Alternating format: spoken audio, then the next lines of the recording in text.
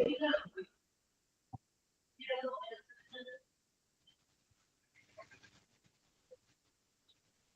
afternoon. Good afternoon. Good afternoon. Monday എവിടെയായിരുന്നു അഭിൻഷ? കണ്ടില്ലായിരുന്നല്ലോ. ഹോസ്പിറ്റലിൽ പോയേക്കായിരുന്നു. എന്ത് പറ്റി? കൊച്ചിനെ കൊണ്ടുപോയതാ. അവന് മറ്റേ മൂക്കിൽ അടിഞ്ഞതുണ്ടോ പ്രോബ്ലം ഉണ്ട്. ഓ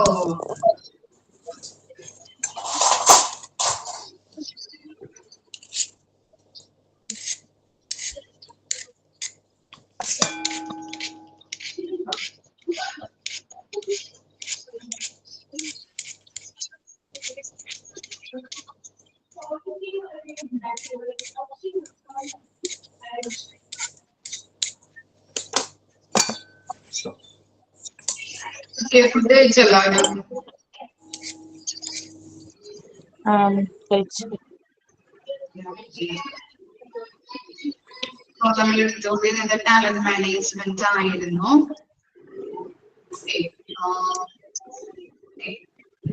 ടാലന്റ് മാനേജ്മെന്റ് ഇനീഷ്യേറ്റീവ്സ് അല്ലെ, അതിന്റെ ചെറിയ ചെറിയ പോയിന്റ്സ് ആണ് നമ്മൾ പറഞ്ഞു നിർത്തിയിട്ടുണ്ടായിരുന്നു അല്ലെ.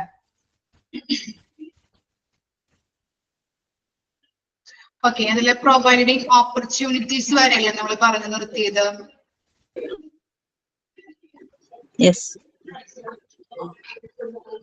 ഇപ്പൊ കുറച്ചു നേരം ഒരു അരമണിക്കൂർ ക്ലാസ് എടുത്തിട്ട് നമുക്ക് നിങ്ങളുടെ പരീക്ഷയ്ക്കുള്ള ചാപ്റ്റർ, രണ്ടാമത്തെ ചാപ്റ്റർ നമുക്കൊന്ന് റിവൈസ് ചെയ്യാം. ഇനി എക്സാമിന്റെ ക്വസ്റ്റ്യൻസ് എങ്ങനെയൊക്കെയാണ് വരുന്നത്, എക്സാം ഏത് രീതിയിലാണ് എന്നുള്ളതൊക്കെ മിസ് ഒന്ന് പറഞ്ഞു തരാം കേട്ടോ. അപ്പൊ കുറച്ചു നേരം അരമണിക്കൂർ ക്ലാസ് എടുത്തിട്ട്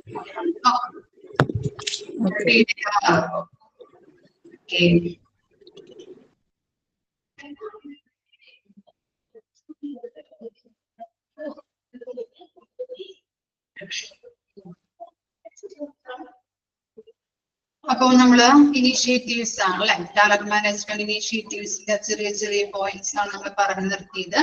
ഫസ്റ്റ് പോയിന്റ് എന്തായിരുന്നു? റെക്കഗ്നിഷൻ അല്ലെ, റെക്കഗ്നിഷൻ അംഗീകരിക്കുന്നത് അല്ലെ. അപ്പോ ഓരോ വർക്കേഴ്സിനെയും അംഗീകരിക്കുന്നതിലൂടെ അവർക്ക് എന്ത് ഡെവലപ്പ് ആകുന്നുണ്ട്? അവരുടെ സെൽഫ് കോൺഫിഡൻസ് ഇംപ്രൂവ് ആവാനായിട്ട് സാധിക്കുന്നുണ്ട്.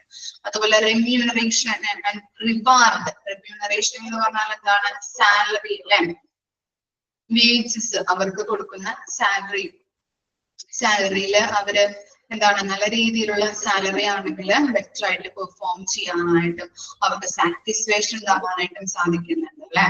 ഇനി എന്താണ്? പ്രൊവൈഡ് ഓപ്പർച്യൂണിറ്റീസ്, ചലഞ്ചിങ് ആയിട്ടുള്ള പ്രൊജക്ട്സുകളൊക്കെ കൊടുക്കുന്നതിലൂടെ അവർക്ക് നല്ല രീതിയിൽ അവർക്ക് അങ്ങനെ ചില എംപ്ലോയീസിന് അങ്ങനെയുള്ള കാര്യങ്ങൾ ഉണ്ടാവും അല്ലെ, ചലഞ്ചിങ് ആയിട്ടുള്ള കാര്യങ്ങളൊക്കെ ചെയ്യാനായിട്ട് അവർക്ക് ഇഷ്ടമായിരിക്കും. അപ്പൊ അങ്ങനെയുള്ള കാര്യങ്ങള് ചെയ്യാനായിട്ട് പ്രാപ്തമായിട്ടുള്ള ആളുകളെ നോക്കി നമ്മൾ കൊടുത്തു കഴിഞ്ഞിട്ടുണ്ടെങ്കിൽ അവർക്ക് അങ്ങനെയുള്ള നല്ല രീതിയിലുള്ള ഒരു അധികാരം അല്ലെങ്കിൽ റെസ്പോൺസിബിൾ ആയിട്ട് എല്ലാ കാര്യങ്ങളും ചെയ്യാനായിട്ട് അവർക്ക് ഉത്സാഹം ഉണ്ടാകുന്നുണ്ട്. അതുപോലെ കോൺഫിഡൻസ് ഇൻക്രീസ് ചെയ്യാനായിട്ടും സഹായിക്കുന്നുണ്ട്.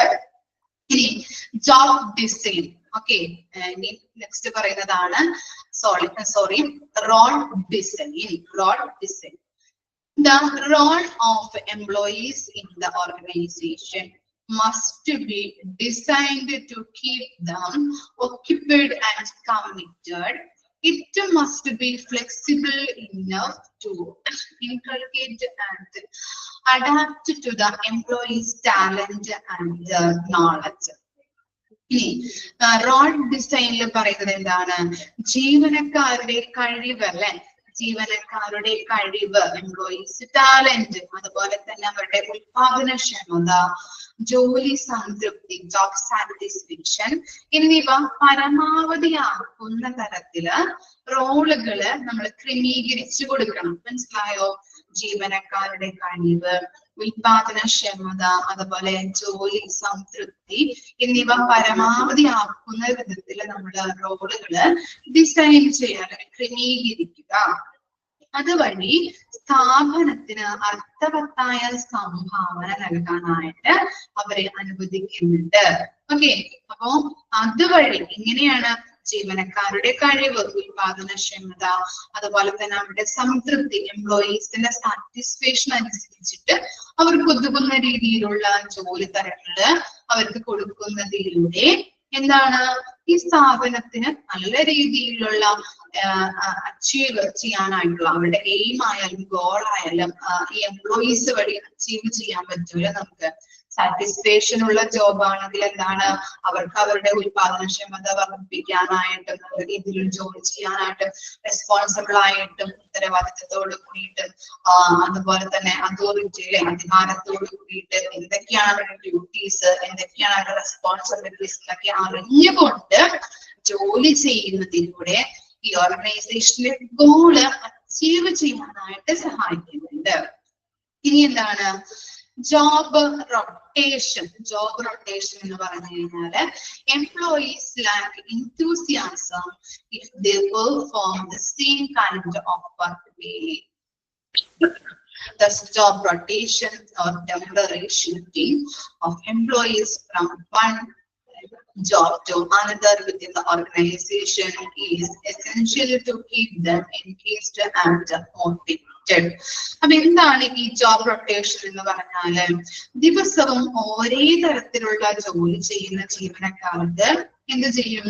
ഉത്സാഹം എന്ന് പറയും അല്ലെ. ഓരോ രീതിയിലുള്ള അല്ലെങ്കിൽ ഒരേ രീതിയിൽ നമ്മളിപ്പോ എന്താണ് ഒരേ രീതിയിലുള്ള ഫുഡ്, ഇപ്പൊ എന്താണ് കഞ്ഞിയും പയറും എല്ലാ ദിവസവും നമ്മള് കഞ്ഞിയും പയറും കഴിച്ചിട്ടുണ്ടെങ്കിൽ എന്താണ് നമുക്ക് ഫുഡിനോട് അല്ലെ ഫുഡ് കഴിക്കാനായിട്ട് തോന്നൂലല്ലേ. എല്ലാ ദിവസവും ഒരു മീൻ അല്ലെ, മീനൊന്നും ഇല്ലാതെ ഒരു കഞ്ഞിയും പയറും മാത്രമാണ് ഒരാഴ്ച കഴിക്കുന്നതെങ്കിലോ നമുക്ക് എന്താണ് ഒരു മടുപ്പ് തോന്നും അല്ലെ, കഴിക്കാനായിട്ട് മടുപ്പ് തോന്നും അല്ലെ. അപ്പൊ അതുപോലെ തന്നെയാണ് ഇവിടെയും പറയുന്നത്. ദിവസവും ഒരേ രീതിയിലുള്ള ജോലി തന്നെയാണ് ജീവനക്കാർ ചെയ്യുന്നതെങ്കിൽ അവരുടെ ഉത്സാഹം എന്ത് ചെയ്യും? കുറയാനായിട്ട് ഇടവരുന്നുണ്ട്. അതിനാൽ ജീവനക്കാരെ ജോലിയിൽ നിന്ന് മറ്റൊന്നിലേക്ക് താൽക്കാലികമായിട്ട് മാറ്റുകയോ അല്ലെങ്കിൽ മറ്റൊരു ജോലിയില് വ്യാപൃതരാക്കുകയോ ചെയ്യുന്നതാണ് ജോബ് റൊട്ടേഷൻ എന്ന് പറയുന്നത്. ഓക്കെ, മനസ്സിലായോ? ഇപ്പോ എന്താണ് ഇന്നിപ്പോ പാക്കിംഗ് ഡ്യൂട്ടി ആണെങ്കിൽ നാളെ ചിലപ്പോ അത് മാനുഫാക്ചർ ചെയ്യുന്ന ഇടത്തേക്ക് ചിലപ്പോ അദ്ദേഹത്തെ മാറ്റുന്നുണ്ട്. അപ്പൊ പല രീതിയിൽ ജോബ് റൊട്ടേറ്റ് ചെയ്ത് കൊടുക്കുന്നുണ്ട് അല്ലെ, പലതരത്തിലുള്ള റോളുകള്. അപ്പൊ അങ്ങനെ ചെയ്യുന്നതിലൂടെ എന്താണ് അവർക്ക് മടുപ്പാകുന്നില്ല. അല്ലെങ്കിൽ ഓരോ ദിവസം പാക്കിംഗ് ജോലി ആണെങ്കിലോ അവർക്ക് പാക്ക് ചെയ്ത് ആ രീതി തന്നെ തുടരുമ്പോൾ മടുക്കും. ഇത് ഓരോ ദിവസം ആ ഡിപ്പാർട്ട്മെന്റിൽ തന്നെ വ്യത്യസ്ത റോളുകളിൽ അവൻ എന്താണ് റൊട്ടേറ്റ് ചെയ്യുന്നതിലൂടെ എന്താണ് അവനൊരു ഉത്സാഹവും ഒരു സാറ്റിസ്ഫാക്ഷനും മടുക്കും തോന്നില്ല അല്ലെ. ഓക്കെ, അതാണ് ഉദ്ദേശിക്കുന്നത് ജോബ് റൊട്ടേഷൻ എന്ന് പറഞ്ഞു കഴിഞ്ഞിട്ടുണ്ടെങ്കിൽ ഒരേ ദിവസം ഒരേ തരത്തിലുള്ള ജോബ് തന്നെയാണെങ്കിൽ ജീവനക്കാർക്ക് ഉത്സാഹം കുറയും. അതിനാൽ ജീവനക്കാരെ ജോലിയിൽ നിന്ന് മറ്റൊന്നിലേക്ക് താൽക്കാലികമായിട്ട് മാറ്റുകയോ മറ്റൊരു ജോലിയിൽ വ്യാപൃതരാക്കുകയോ ചെയ്യുന്നതാണ് ജോബ് റൊട്ടേഷൻ എന്ന് പറയുന്നത്. ക്ലിയർ ആയോ? ഓക്കെ, ഇനി ട്രെയിനിങ് ആൻഡ് ഡെവലപ്മെന്റ് അല്ലെ, നമുക്കറിയാവുന്ന കാര്യമാണ്. On the job training, e-learning programs, work-related tutorials, educational courses, internship, etc. are essential in enhance the competence, skills and knowledge of the employees. അല്ലെ, ഇങ്ങനെയുള്ള എന്താണ് job training, e-learning programmes, work related tutorials, അതുപോലെ educational course. 1 minute ഉണ്ടോ?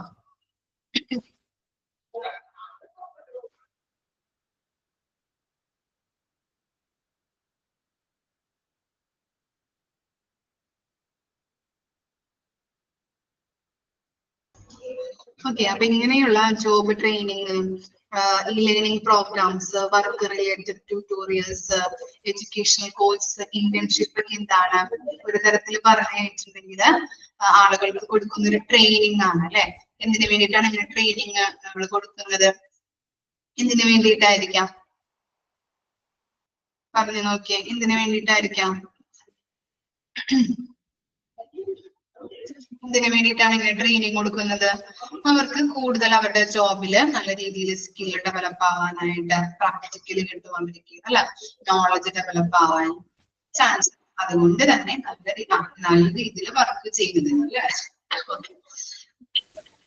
അപ്പൊ അങ്ങനെ develop ആകുന്ന സ്കില്ലുകള്, നോളജുകളൊക്കെ ഇങ്ങനെയുള്ള training വഴി ഡെവലപ്പ് ആവാനായിട്ട് ചാൻസ് ഉണ്ട്. അതുകൊണ്ടാണ് ഇങ്ങനെയുള്ള ട്രെയിനിങ് ആൻഡ് ഡെവലപ്മെന്റ് ട്രെയിനിങ്ങുകൾ കൊടുക്കുന്നത്. അതുപോലെ തന്നെ സക്സഷൻ പ്ലാനിങ് എന്ന് പറഞ്ഞാല് internal promotion helps identify and develop an individual who can be the successor to senior position in the organization. അപ്പൊ എന്താണ് സക്സഷൻ പ്ലാനിംഗ് എന്ന് പറഞ്ഞാല് സ്ഥാപനത്തിലെ ഉന്നത സ്ഥാനങ്ങൾ കേട്ടോ, സ്ഥാപനത്തിലെ ഉന്നത സ്ഥാനങ്ങൾക്ക് പിൻഗാമിയാവാൻ കഴിയുന്ന ഒരു വ്യക്തിയെ തിരിച്ചറിയാനായിട്ടും വികസിപ്പിക്കാനും ഇന്റേണൽ പ്രൊമോഷൻ സഹായിക്കുന്നുണ്ട്. ഓക്കെ, അപ്പൊ സക്സഷൻ പ്ലാനിങ് എന്ന് പറഞ്ഞിട്ടുണ്ടെങ്കിൽ എന്താണ്, ഒരാൾക്ക് പ്രമോഷൻ കൊടുക്കുന്നത് അല്ലെ.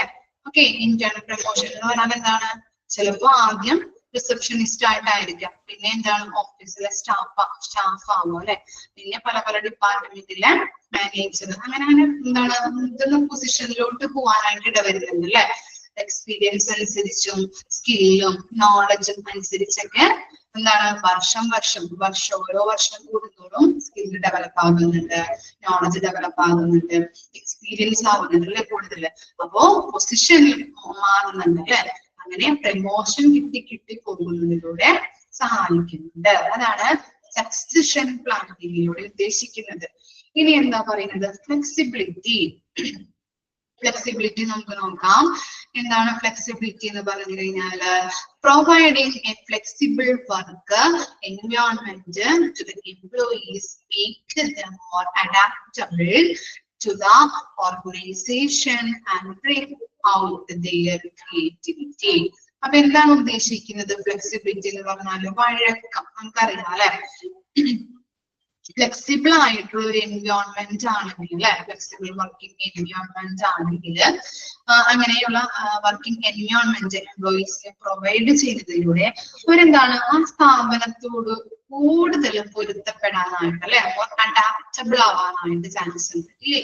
നല്ല രീതിയിലുള്ള ഒരു വഴക്കമുള്ള ഫ്ലെക്സിബിൾ ആയിട്ടുള്ള വർക്കിംഗ് എൻവയോൺമെന്റ് പ്രൊവൈഡ് ചെയ്യുന്നതിലൂടെ, എംപ്ലോയീസിനെ പ്രൊവൈഡ് ചെയ്യുന്നതിലൂടെ കൂടുതൽ ആ സ്ഥാപനത്തോട് അവർ ഇണങ്ങിച്ചേരാനായിട്ടും പൊരുത്തപ്പെടാനായിട്ടും ഇടവരുന്നുണ്ട്. ഓക്കെ, ഇതാണ് അവിടെ ഉദ്ദേശിക്കുന്നത്. ഇനി relationship management. Okay, relationship management നോക്കാം. Maintaining a positive workplace where employees are free to express their ideas, take part in decision-making process, encourage the employee to achieve goal and are rewarded for better performance leads to employee retention. അപ്പൊ എന്താണ് ഇങ്ങനെയുള്ള ഒരു positive ആയിട്ടുള്ള ഒരു work place അല്ലെ എംപ്ലോയീസിന് കൊടുക്കുന്നതിലൂടെ അവർക്ക് എന്താണ് അപ്പൊ ഇഷ്ടമുള്ള ഒരു വർക്ക് പ്ലേസ് ആണെങ്കിൽ അല്ലെങ്കിൽ ഒരു വർക്കിംഗ് എൻവയോൺമെന്റ് അവൻ സാറ്റിസ്ഫൈഡ് ആണെന്നുണ്ടെങ്കിൽ എന്താണ് അവന്റെ പുതിയ ഐഡിയാസ് അല്ലെ, അവന്റെ വർക്കിൽ പുതിയ ഐഡിയാസ് വരാനായിട്ടും അതുപോലെ തന്നെ പല ഡിസിഷൻസ് എടുക്കാനായിട്ട് അവന് നല്ല രീതിയിലുള്ള ഓർഗനൈസേഷന്റെ ഗോൾ അച്ചീവ് ചെയ്യാനായിട്ടും സഹായിക്കുന്നുണ്ട് അല്ലെ. അങ്ങനെ നല്ല രീതിയിൽ സാറ്റിസ്ഫൈഡ് ആയിട്ടുള്ള വർക്കിംഗ് എൻവയോൺമെന്റ് അവന് സാറ്റിസ്ഫൈഡ് ആണെങ്കിൽ, ഒരു പോസിറ്റീവ് വർക്ക് പ്ലേസ് ആണ് അവന് കിട്ടുന്നതെങ്കിൽ അവന് വർക്കില് നല്ല രീതിയിൽ ഇംപ്രൂവ് ആവാനായിട്ടും ഓർഗനൈസേഷന്റെ ഗോൾ അച്ചീവ് ചെയ്യാനായിട്ടും ഇടവരുന്നുണ്ട്. അതുപോലെ തന്നെ നല്ല രീതിയിൽ വർക്ക് ചെയ്യുന്ന നല്ല പെർഫോമൻസ് ആണ് എംപ്ലോയി കാഴ്ചവെക്കുന്നതെങ്കിലോ ഓർഗനൈസേഷൻ എന്താണ് തിരിച്ചവന് കൊടുക്കുന്നത് പറയാൻ പറ്റോ? എന്ത് തിരിച്ചു കൊടുക്കും? റിവാർഡ് അല്ലെ, പാരിതോഷികങ്ങൾ കൊടുക്കാറുണ്ട് അല്ലെ. ഓക്കെ, അങ്ങനെ അവിടെ നിലനിർത്താനായിട്ട് ഇടവരുന്നുണ്ട്. ആ ഓർഗനൈസേഷനിൽ അവൻ നിലനിന്ന് പോവാനായിട്ട് അല്ലെ. എന്താണ് അപ്പൊ ടേൺ ഓവർ, എന്താണ് എംപ്ലോയി ടേൺ ഓവർ ഒക്കെ കുറച്ചുകൊണ്ട് ആ എംപ്ലോയീസിനെ അവിടെ നിലനിർത്താനായിട്ട് സഹായിക്കുന്നു. അതുപോലെ തന്നെ നെക്സ്റ്റ് ആണ് സെൽഫ് മോട്ടിവേഷൻ. നമുക്കറിയാം അല്ലെ, nothing can be effective if the employee is not self-determined and motivated to the work. എന്താണ് മോട്ടിവേഷൻ ലഭിക്കുന്നതിലൂടെ? എന്താ വരുന്നത് മോട്ടിവേഷൻ ലഭിക്കുന്നതിലൂടെ? പറ്റോ? മോട്ടിവേഷൻ കിട്ടുന്നതിലൂടെ എന്താണ്? നല്ല വർക്കിൽ നല്ല രീതിയിൽ ഇംപ്രൂവ് ആവാനായിട്ടും അല്ലെ, കോൺഫിഡൻസ് ഉണ്ടാവാനായിട്ടും, ഓക്കെ, നല്ല താല്പര്യം അല്ലെ, വർക്ക് ചെയ്യാനായിട്ട്, നല്ല രീതിയിൽ വർക്ക് കംപ്ലീറ്റ് ആക്കാനായിട്ടാണ് ഇടപെടുന്നത്. ഓക്കെ, അപ്പൊ ഇത്തരം കാര്യങ്ങളാണ് ഇനീഷ്യേറ്റീവ്സിൽ വരുന്നത് കേട്ടോ. ഓക്കെ, ആ പോയിന്റ്സും ജസ്റ്റ് ഒന്ന് ഓർത്ത് വെക്കാം. നെക്സ്റ്റ് ആണ് കോമ്പൻസേഷൻ മാനേജ്മെന്റ്. എന്തായിരിക്കാം കോമ്പൻസേഷൻ മാനേജ്മെന്റ് എന്ന് പറഞ്ഞാൽ? അറിയാൻ പറ്റും, ഇതുമായിട്ട് റിലേറ്റ് ചെയ്തിട്ടുള്ളതായിരിക്കാം കോമ്പൻസേഷൻ എന്ന് പറയുമ്പോ.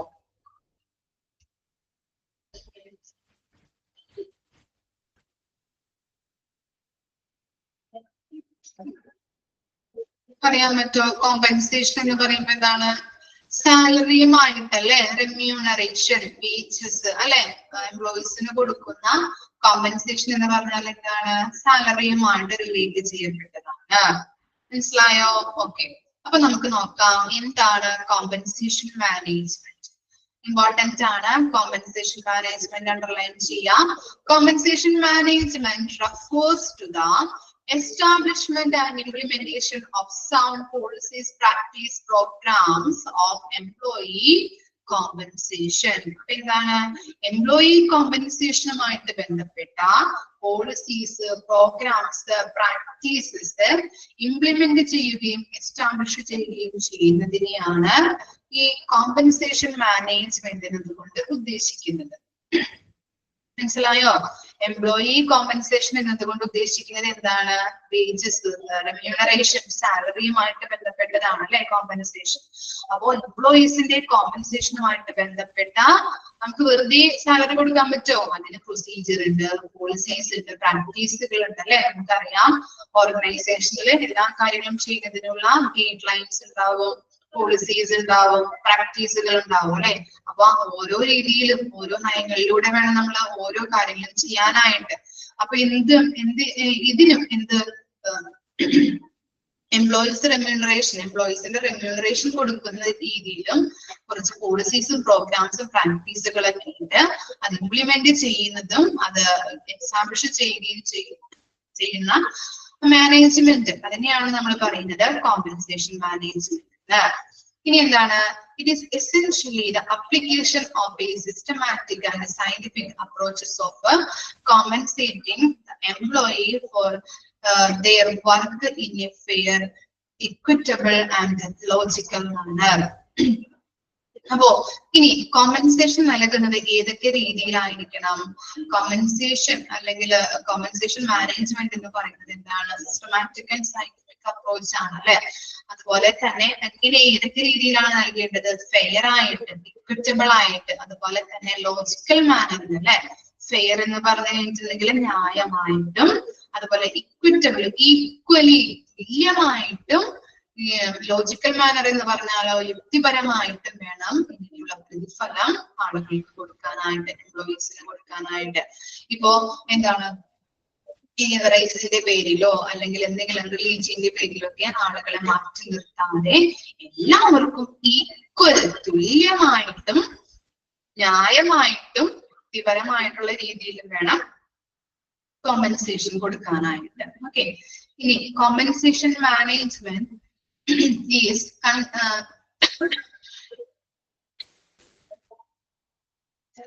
compensation management is concerned with the compensation to employees to their work and contribution for attaining organization goal. Organizational goals അതുപോലെ തന്നെ ഈ കോമ്പൻസേഷൻ, എംപ്ലോയീസിന്റെ ഈ കോമ്പൻസേഷനും ഈ കോമ്പൻസേഷൻ മാനേജ്മെന്റിന്റെ ശ്രദ്ധയിൽ പെട്ടതാണ്. കോമ്പൻസേഷൻ മാനേജ്മെന്റ് ആണ് അതിനുള്ള എല്ലാ കാര്യങ്ങളും തയ്യാറാക്കേണ്ടതും നടപ്പിലാക്കേണ്ടത്. ഓക്കെ, കോമ്പൻസേഷനുമായിട്ട് ബന്ധപ്പെട്ട എല്ലാ കാര്യങ്ങളും, എംപ്ലോയീസിന്റെ കോമ്പൻസേഷനുമായിട്ട് ബന്ധപ്പെട്ട എല്ലാ കാര്യങ്ങളും ആരുടെ ശ്രദ്ധയിൽ പെട്ടതാണ്? ഈ എന്താണ് കോമ്പൻസേഷൻ മാനേജ്മെന്റിന്റെ ശ്രദ്ധയിൽപ്പെട്ടതായിരിക്കണം. അവരാണ് എല്ലാ കാര്യങ്ങളും ചെയ്യേണ്ടത്. ഇനി obviously it is concerned with designing and implementing total compensation package. It is also known as അടിയിൽ അണ്ടർലൈൻ ചെയ്യാട്ടോ. എന്താണ് കോമ്പൻസേഷൻ മാനേജ്മെന്റ് എന്ന് പറയുന്നത്? വേജ് ആൻഡ് സാലറി അഡ്മിനിസ്ട്രേഷൻ അല്ലെങ്കിൽ എന്താണ് റെമ്യൂണറേഷൻ മാനേജ്മെന്റ്. അണ്ടർലൈൻ ചെയ്യാട്ടോ, ചോദിക്കാവുന്ന ക്വസ്റ്റ്യൻ ആണ്. Okay, wages and salary administration അല്ലെങ്കിൽ റെമ്യൂണറേഷൻ മാനേജ്മെന്റ് എന്ന് പറയുന്നുണ്ട്. എന്താ പറയുന്നത്? വ്യക്തമായും മൊത്തം നഷ്ടപരിഹാര പാക്കേജ് അല്ലെ, കോമ്പൻസേഷൻ പാക്കേജ്. ഓക്കെ, പാക്കേജ് രൂപകൽപ്പന ചെയ്യുന്നതിലും അതുപോലെ തന്നെ നടപ്പിലാക്കുന്നതിലും എന്താണ് ഈ കോമ്പൻസേഷൻ മാനേജ്മെന്റ് എന്താണ് ശ്രദ്ധാലുവാണ്.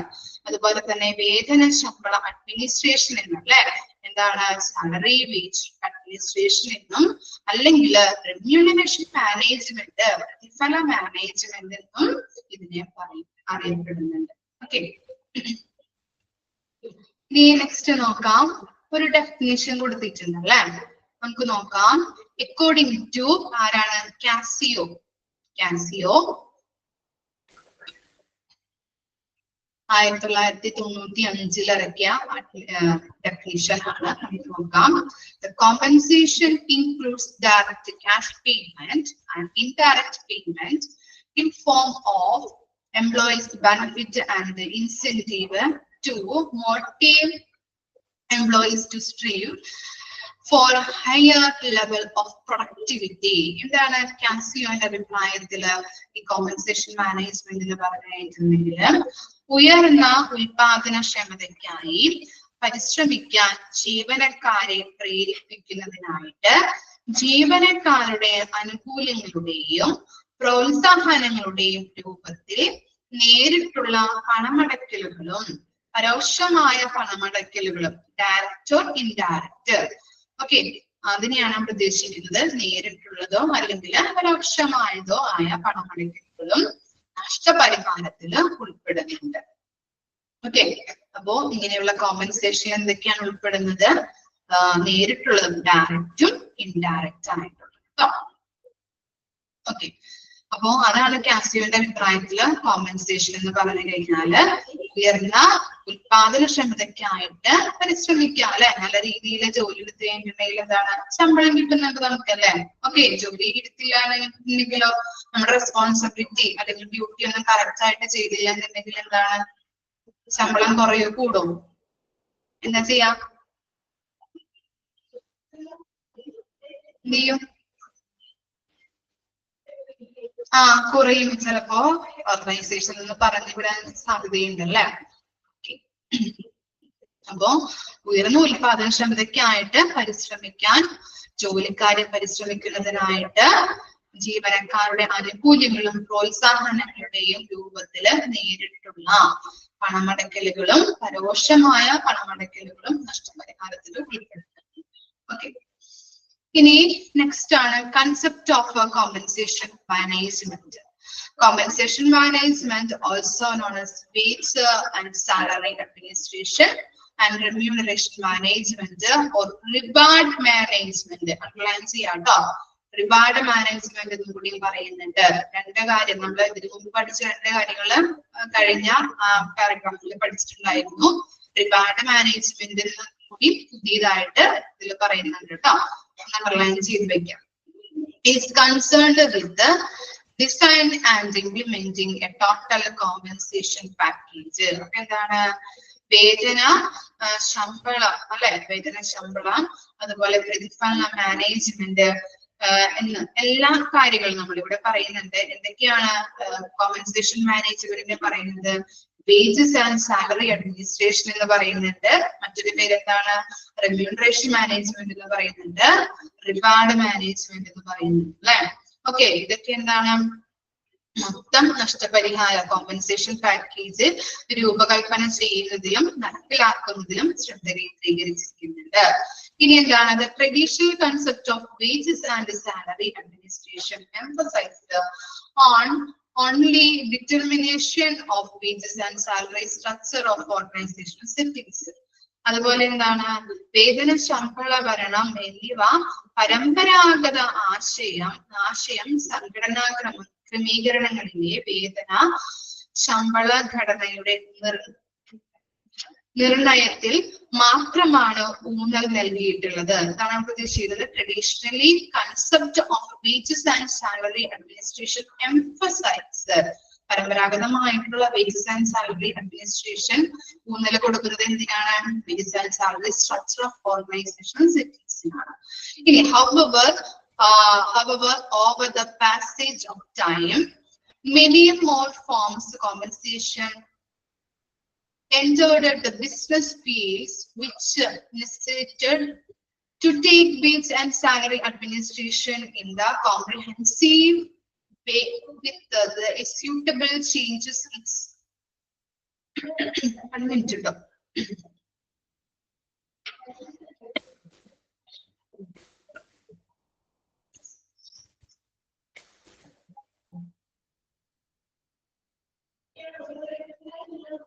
Nomenclature. Okay. അപ്പോ ഇവിടെ പറയുന്നത് എന്നിരുന്നാലും കാലക്രമേണ നിരവധി തരത്തിലുള്ള നഷ്ടപരിഹാരങ്ങള് ബിസിനസ് മേഖലകളില് കടന്നു വന്നിട്ടുണ്ട്. ഇത് നാമകരണത്തിൽ അനുയോജ്യമായ മാറ്റത്തോടെ വേതന ശമ്പള ഭരണം സമഗ്രമായ രീതിയിൽ എടുക്കേണ്ടത് അത്യാവശ്യമായിട്ട് വന്നു. അപ്പോ അവിടെ എന്താണ് നമ്മൾ നോക്കുന്നത്? കൺസെപ്റ്റ് ആണ് അല്ലെ? കൺസെപ്റ്റ് ഓഫ് കോമ്പൻസേഷൻ മാനേജ്മെന്റ് ആണ്. അതിൽ പ്രധാനമായിട്ടും പഠിക്കേണ്ട പോയിന്റ് എന്താണ്? കോമ്പൻസേഷൻ മാനേജ്മെന്റിനെ പറയുന്ന ഏതൊക്കെ പേരുകളാണെന്ന് അണ്ടർലൈൻ ചെയ്ത് വെക്കാം. ബാക്കിയുള്ള പോയിന്റ്സ് ഒന്ന് വായിച്ചു വെച്ചാൽ മതി കേട്ടോ. ഇമ്പോർട്ടന്റ് ആണ്. വേജസ് ആൻഡ് സാലറി അഡ്മിനിസ്ട്രേഷൻ എന്ന് പറയുന്നുണ്ട്, റെമ്യൂണറേഷൻ മാനേജ്മെന്റ് എന്ന് പറയുന്നുണ്ട്, റിവാർഡ് മാനേജ്മെന്റ് എന്ന് കൂടി ഈ പാരഗ്രാഫിൽ പറയുന്നുണ്ട്. അതും കൂടി അണ്ടർലൈൻ ചെയ്യാം. 3 രീതിയിലാണ് അവിടെ കൊടുത്തിരിക്കുന്നത്. ഓക്കെ, മാറിപ്പോകരുത്. നമ്മൾ മാർക്ക് കളയാതെ നോക്കണം. ഓക്കെ, ഇത്രയും കാര്യങ്ങളൊന്ന് ജസ്റ്റ് ഒന്ന് വായിച്ചു നോക്കിയേ.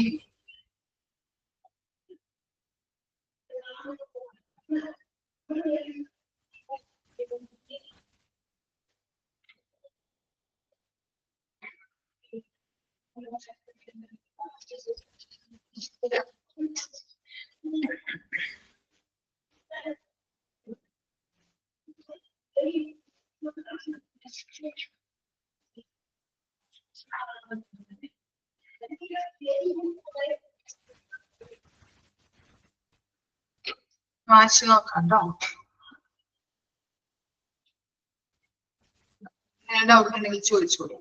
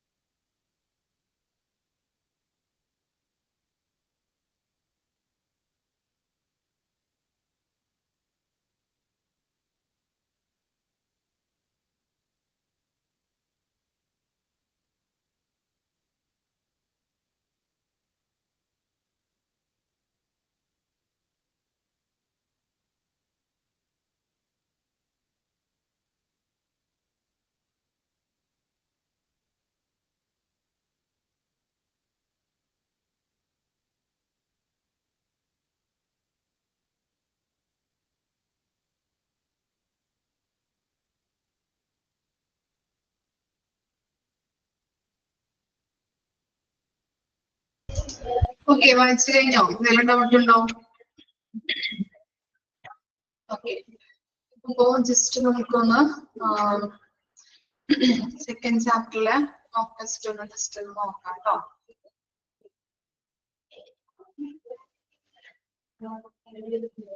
എക്സാമിന് പേടി ടെൻഷൻ ഉണ്ടെന്നൊക്കെ പറഞ്ഞുകൊണ്ടാണ്. മോക്ക് ടെസ്റ്റ് എല്ലാവരും ചെയ്തിട്ട് നോക്കിയിട്ടില്ലേ? മോക്ക് ടെസ്റ്റുകളൊക്കെ മോക്ക് ടെസ്റ്റ് എല്ലാവരും ചെയ്യാം. അതുപോലെ ഡെഫിനിഷൻസ്, കുറെ ഡെഫിനിഷൻസ് ഉണ്ട്. അപ്പൊ ഏത് വരുന്ന അറിയില്ല. ഡെഫിനിഷൻസ് ഒക്കെ ജസ്റ്റ് ഒന്ന് നോക്കി വെക്കാം കേട്ടോ. ചെയ്യാറുണ്ട്.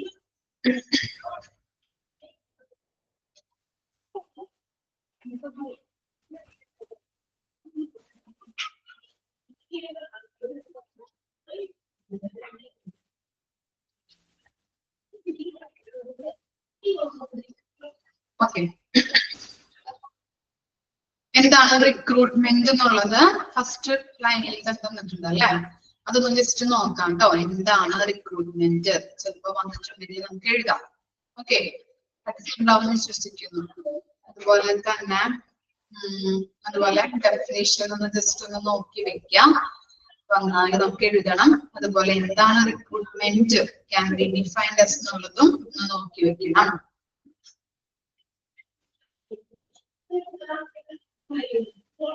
ഓക്കെ, ബാക്കിയുള്ളതൊക്കെ ഒന്ന് വായിച്ചു വെച്ചാൽ മതി കേട്ടോ. ഒബ്ജക്റ്റീവ്സ് നേച്ചറൊക്കെ വന്നാൽ നമുക്ക് എഴുതാൻ പറ്റണം കേട്ടോ. അപ്പൊ ഒന്ന് എന്തെങ്കിലും കോഡോ എന്തെങ്കിലും ഉപയോഗിച്ച് ജസ്റ്റ് ഒന്ന് പഠിച്ചു വെക്കാം. ഓക്കെ, പിന്നെ ഓപ്ഷൻ കണ്ടു കഴിഞ്ഞാൽ നിങ്ങൾക്ക് അറിയാൻ പറ്റും.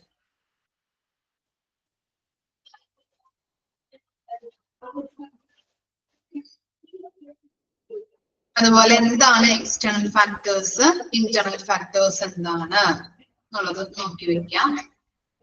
റിക്രൂട്ട്മെന്റിന് ഓപ്ഷൻസ് ഉണ്ടാവും, 4 ഓപ്ഷൻസ് ഉണ്ടാവും. ഒരു ക്വസ്റ്റിന് 4 ഓപ്ഷൻസ് വെച്ച് മോക്ക് ടെസ്റ്റ് എങ്ങനെയാണോ തരുന്നത് അതുപോലെ തന്നെയുള്ള ക്വസ്റ്റ്യൻസ് ആയിരിക്കും. മനസ്സിലായോ? ഒരു ക്വസ്റ്റിന് 4 ഓപ്ഷൻസ്. ഓക്കെ,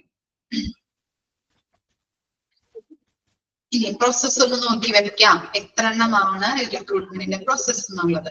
ഇനി ഫസ്റ്റ് പ്രോസസ് ഏതാണ്, സെക്കൻഡ് ഏതാണെന്നുള്ളത് ഓർഡറിൽ പഠിച്ചു വെക്കാം കേട്ടോ.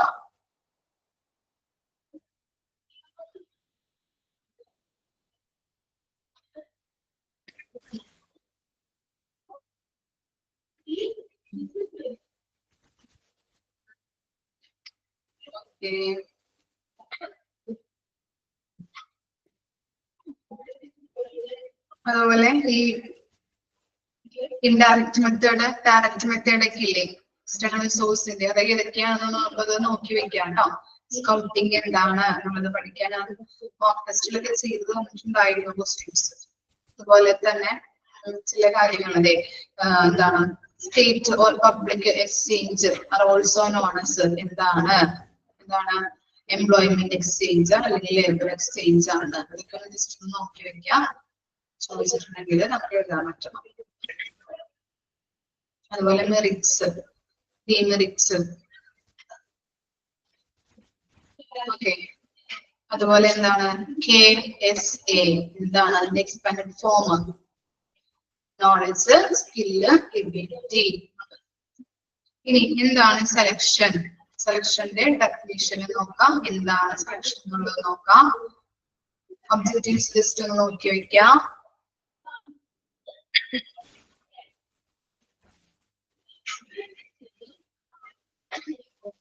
പ്രോസസ്, സെലക്ഷന്റെ പ്രോസസ് ഉണ്ട് കേട്ടോ. അത് എത്ര എണ്ണമാണ്, എത്ര സ്റ്റെപ്പ് ഉണ്ട്, ഫസ്റ്റ് സ്റ്റെപ്പ് ഏതാണ്? അപ്പൊ 6 സ്റ്റെപ്പുകളും കാണാപ്പാഠം മോഡലില് പഠിച്ചിരിക്കണം. 4ാമത്തെ സ്റ്റെപ്പ് ഏതാണ്, 5ാമത്തെ സ്റ്റെപ്പ് ഏതാണെന്ന് ചോദിച്ചു കഴിഞ്ഞാൽ എഴുതാൻ പറ്റണം കേട്ടോ.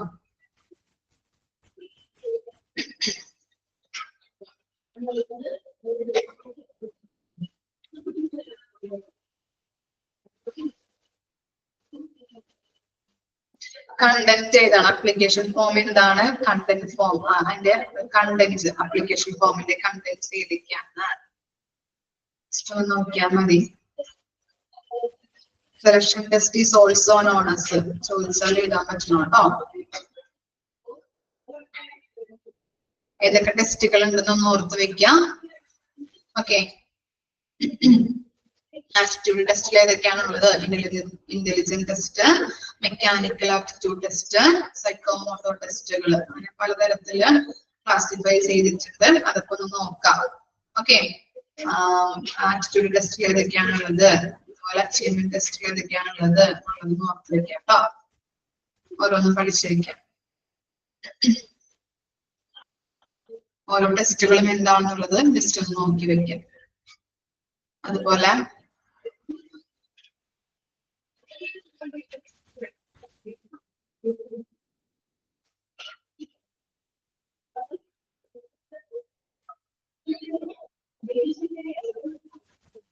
എംപ്ലോയ്മെന്റ് ഇന്റർവ്യൂ എന്താണ്?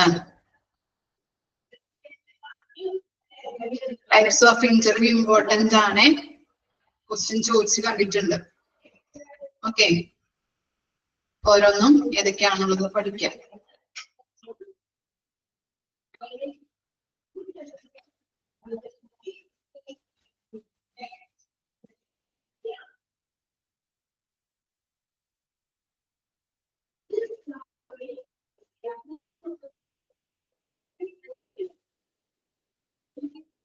എന്താണ് ഫിസിക്കൽ എക്സാമിനേഷൻ, അതിന്റെ മെത്തേഡുകൾ കേട്ടോ, ഇമ്പോർട്ടന്റ് ആണ്. എത്ര മെത്തേഡ് ഉണ്ട്, ഏതൊക്കെയാണെന്ന് ചോദിക്കാം.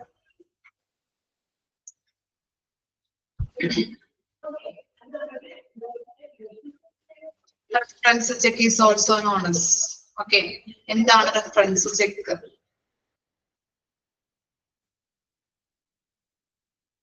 മെത്തേഡ്സ് ചോദിക്കാവുന്നതാണ് കേട്ടോ. റെഫറൻസ് ചെക്കിങ്ങിലെ മെത്തേഡ്സ് ഏതൊക്കെയാണ്, ഓരോന്നും ഇന്റർനെറ്റ് ബേസ്ഡ് റെഫറൻസ് എന്താണ് എന്നുള്ളത് ഓർത്ത് വെക്കുക കേട്ടോ.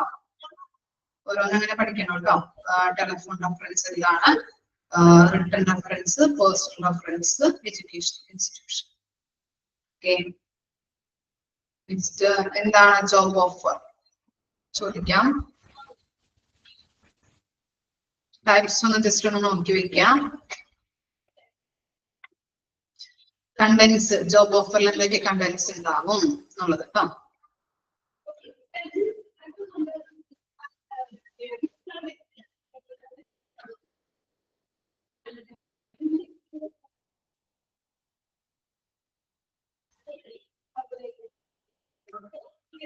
ക്വസ്റ്റ്യൻസ് ഒന്നും വേണ്ട, ആവശ്യമില്ലാത്ത.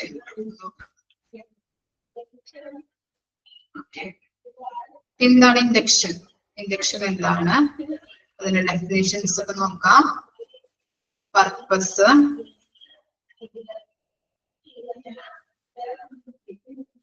ടൈപ്സ് ഒക്കെ ജസ്റ്റ് ഒന്ന് നോക്കി വെക്കാം കേട്ടോ.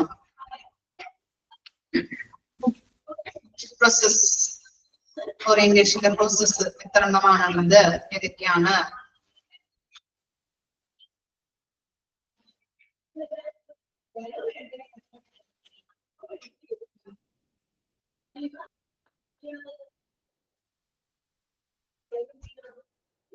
ബെനിഫിറ്റ് ജസ്റ്റ് ഒന്ന് നോക്കാം. പ്രോബ്ലംസ്. ഓക്കെ, എന്താണ് പ്ലേസ്മെന്റ്? ഡെഫിനിഷൻ നോക്കാം. പ്രിൻസിപ്പിൾസ് നോക്കണം കേട്ടോ. പ്രിൻസിപ്പിൾസ്, പ്രോസസ്, പ്ലേസ്മെന്റിന്റെ പ്രോസസ് 4 എണ്ണമാണുള്ളത്. ഏറ്റവും ലാസ്റ്റ് സ്റ്റെപ്പ് ആണ് കൺട്രോള്. അതൊക്കെ ഒന്ന് നോക്കാം. ലാസ്റ്റ് സ്റ്റെപ്പ് എന്താണ്, ഫസ്റ്റ് സ്റ്റെപ്പ് ഏതാണ്?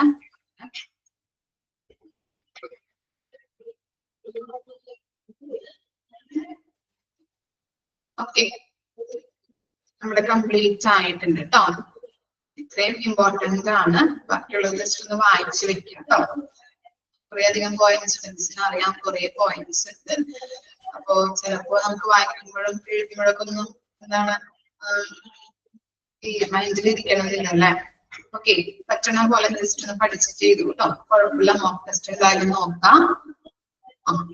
മോക്ക് ടെസ്റ്റ് നോക്കാം. All the best. പ്രാർത്ഥിക്കാം. എന്റെ ഫസ്റ്റ് ബാച്ച് ആണ്. അപ്പോ എന്റെ ഫസ്റ്റ് ബാച്ച് ആണ്.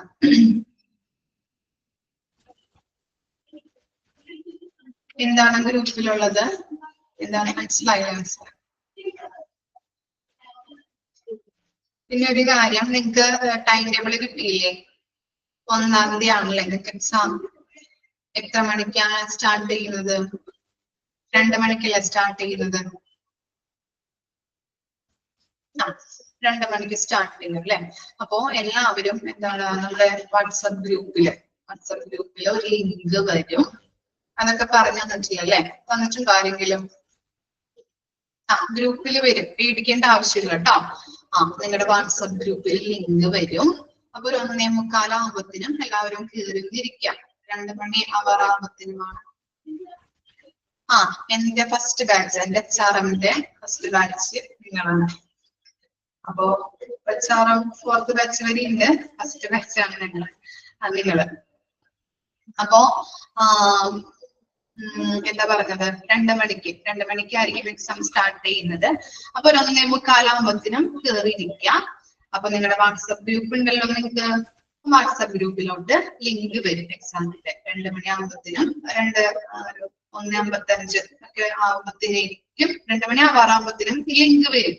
ആ ലിങ്ക് വരുമ്പോൾ ലിങ്ക് ഓപ്പൺ ആക്കാം. ആ ലിങ്കിൽ എന്ത് ചെയ്യണം, നിങ്ങളുടെ പേര്, അതുപോലെ ഇമെയിൽ ID, പിന്നെ നിങ്ങൾക്ക് ക്വസ്റ്റ്യൻ പേപ്പറിന്റെ കോഡിന്റെ വല്ല കോഡ് നമ്പർ ഉണ്ടെങ്കിലും അത് നിങ്ങൾക്ക് അയച്ചു തരും കേട്ടോ ഗ്രൂപ്പിലോട്ട്.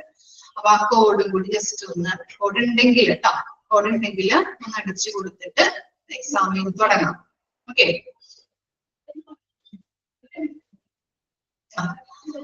അപ്പൊ അങ്ങനെ പേടിക്കേണ്ട ആവശ്യമൊന്നുമില്ല. എങ്ങാനും നിങ്ങൾക്ക് എന്താണ് നെറ്റിന്റെ പ്രോബ്ലോ അല്ലെങ്കിൽ റേഞ്ച് ഇല്ല, എക്സാം പോലെ നമ്മുടെ ഹോസ്പിറ്റൽ അഡ്മിനിസ്ട്രേഷന്റെ എക്സാം ഒക്കെ എഴുതിയിട്ടില്ലേ നിങ്ങള്?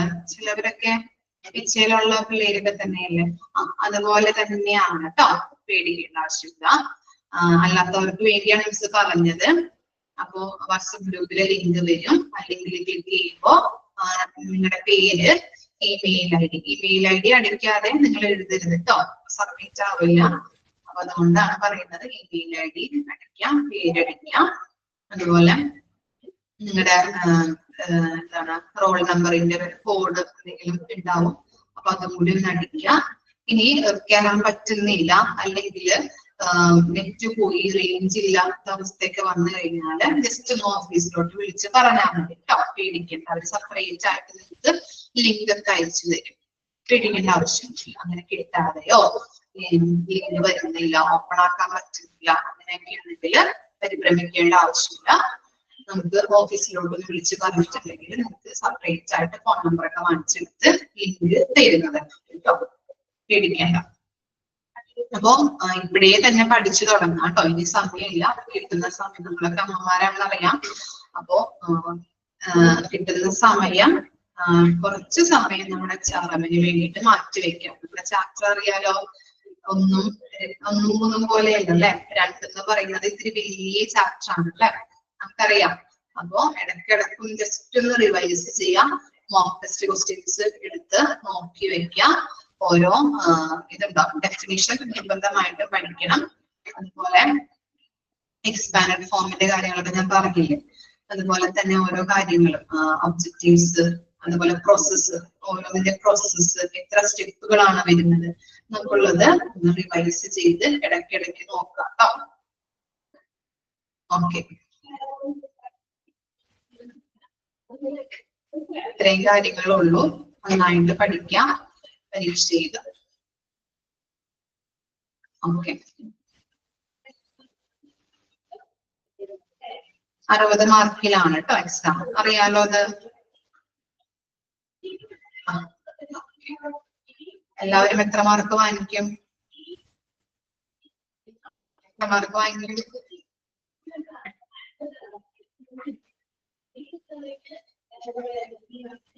ആരൊന്നും പറയുന്നില്ലല്ലോ.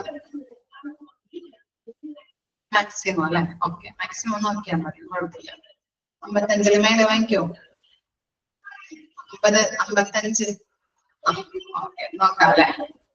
ഓക്കെ, അപ്പൊ ഇപ്പോഴേ റിവൈസ് ചെയ്ത് തുടങ്ങാം കേട്ടോ ഓരോ കാര്യങ്ങളും. പിന്നെ നിങ്ങൾക്ക് ഓപ്ഷൻ കാണുമ്പോൾ മനസ്സിലാവുമല്ലോ, ഐഡന്റിഫൈ ചെയ്യാൻ പറ്റും. പേടിക്കാൻ കുഴപ്പമൊന്നുമില്ല. Okay,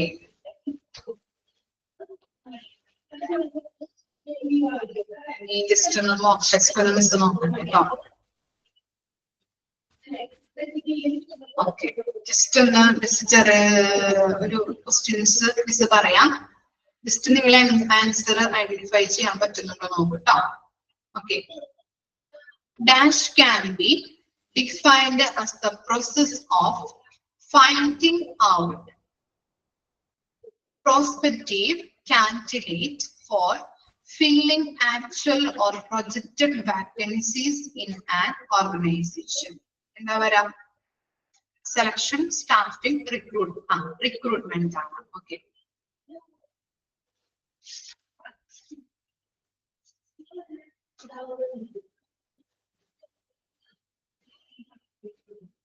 Which are the two factors affecting recruitment? Two factors ആയിട്ട് വരുന്നത്. Two factors of recruitment. Internal, external. External, internal. Next. Pick out the third process of recruitment. Option വായിക്കാം. Identifying recruitment source, contacting source, selection process, application pool. Pick out the third process of recruitment. ഏതാണ് third process? Contacting source. Okay.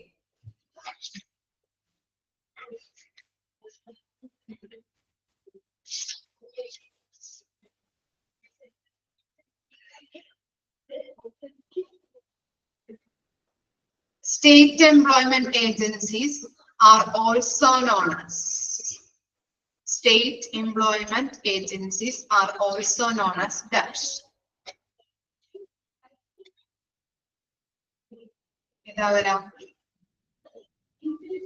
Casual labor, voluntary organization, employment agencies, and none of the above. Casual labor, voluntary organization, employment agencies. Okay. Expand KSA. Expand KSA.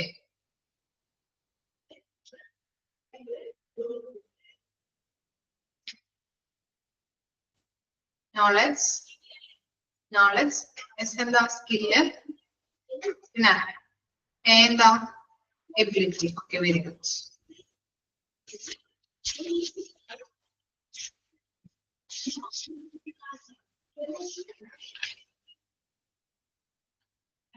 Application form is a dash. Application form is a dash.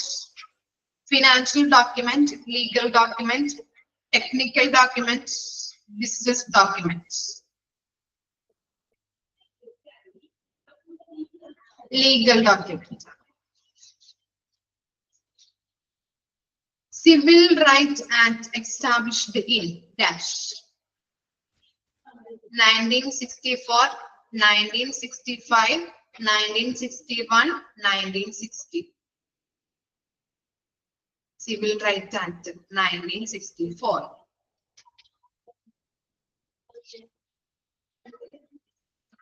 Test is also known as dash. Test is also known as dash.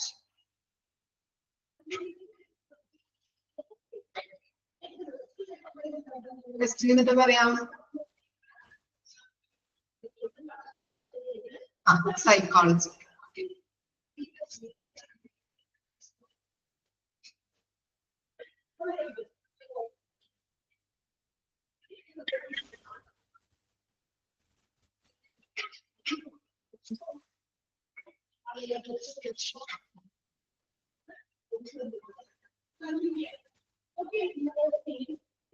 Achievement test includes. ഏതൊക്കെയാണ് achievement test വരുന്നത്? Achievement test വരുന്നത് ഏതൊക്കെയാണ്? Job knowledge test, work sample test. Job knowledge ഉണ്ട്, work sample. Option C ആണ് both A and B. എന്താ പറയാ? Both A and B. Work sample. രണ്ടുണ്ട്.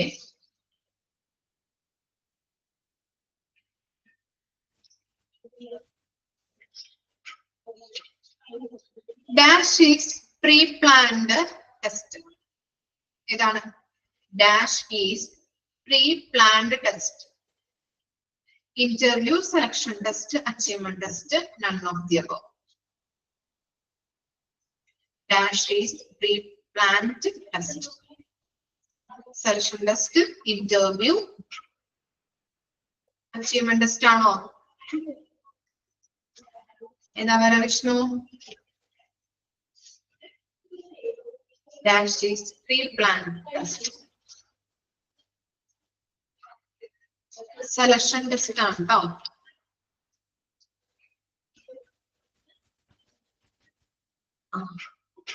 ഇനി dash are generally a communication between the candidate and the line manager or expert on different areas of the job, knowledge, skill, talent, etc. എന്താണ് നോക്കണേ? Option നോക്കട്ടോ. Informal interview, core interview, unstructured interview, none of the above. Informal interview, core interview, very good, core interview.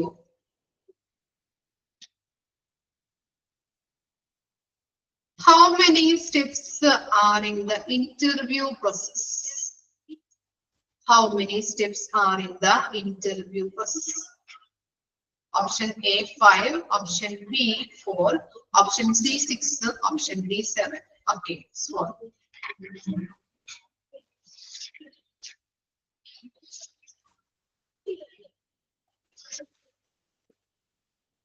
reference check is also known as background check, eye check, strength check, none of the above. ഏതാണ് reference check എന്ന് പറഞ്ഞാല്? ഏതാ വരാം? Background.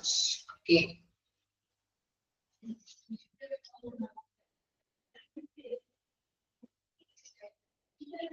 Dash is a time consuming and reference checking method. Time consuming reference checking method ഏതാ? Internet based reference, telephone based reference, return reference, അതുപോലെ post based reference. ഏതാ വരാ? Time consuming reference checking ആണോ? Time consuming internet ഉണ്ട്, return ഉണ്ട്, telephone ഉണ്ട്, personal ഉണ്ട്. ഏതാ വരാ? റിട്ടേൺ അല്ലേ? റിട്ടേൺ ആണ്.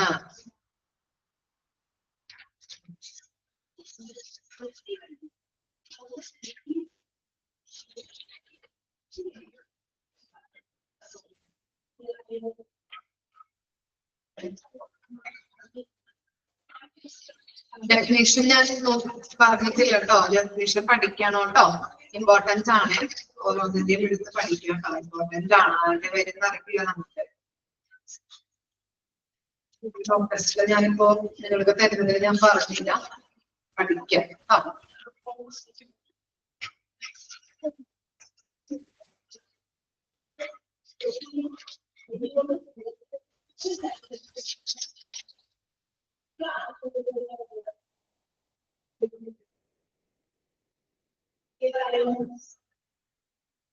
Which is the second step in placement process?